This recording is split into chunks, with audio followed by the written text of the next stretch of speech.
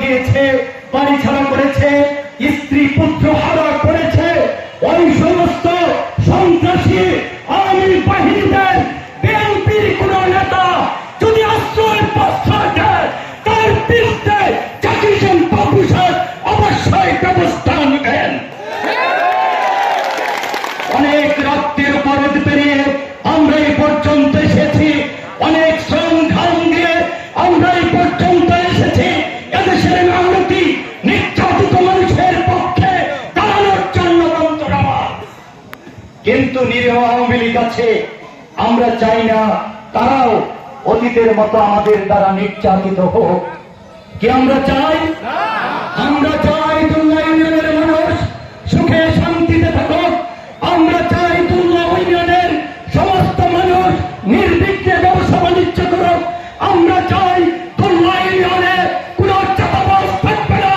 আমরা চাই দুল্লা ইউনিয়নে কেউ যাতে নির্যাতন করতে না পারে, তার জন্য একমাত্র আমাদের বাপ্পু ভাইকে তাদের শীর্ষ থেকে বুঝতে নির্বাচিত করতে হবে, নির্বাচিত করতে হবে।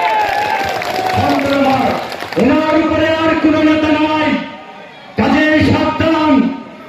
আপনার দ্বারা যদি আজকে ভোট ক্ষতিগ্রস্ত হয়, আপনার দ্বারা যদি জাতীয়তাবাদী দলের ভোট কমে যায়, আপনার দ্বারা আজকে দানের শীর্ষ ভোট যদি কমে যায়, আমরা যদি সিট হারাই, বাংলাদেশে বিএনপি ক্ষমতায় যেতে পারবে না।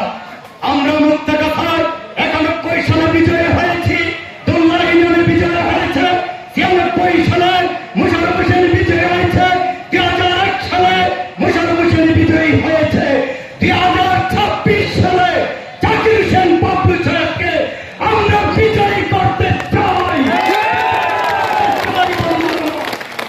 বাবলু ভাই আগে চলে,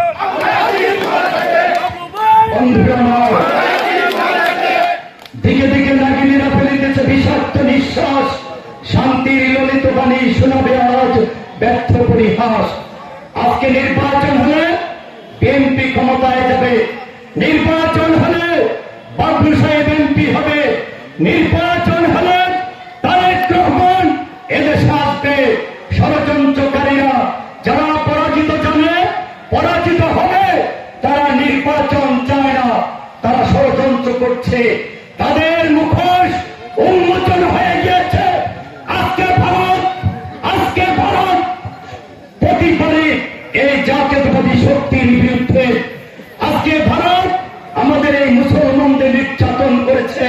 তাদের মনোনীত দল দ্বারা বাংলাদেশের মুসলমান নির্যাতিত হয়েছে।